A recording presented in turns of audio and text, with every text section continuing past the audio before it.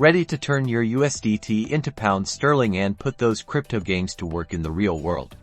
Let's dive into how to convert your USDT to fiat currency on Crypto.com in the UK. First, open your Crypto.com app and tap on the Accounts button.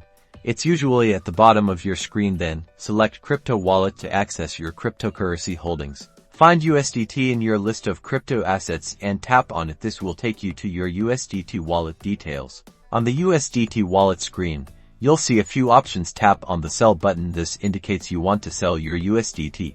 Now select GBP, Great British Pounds, as the currency you want to convert your USDT to. Enter the amount of USDT you'd like to sell. Double-check the amount before proceeding. A confirmation screen will appear displaying the exchange rate and the estimated GBP you'll receive. Review the details carefully. You'll have a short window, usually around 15 seconds, to confirm the sale. If everything looks correct, tap Confirm before the timer runs out.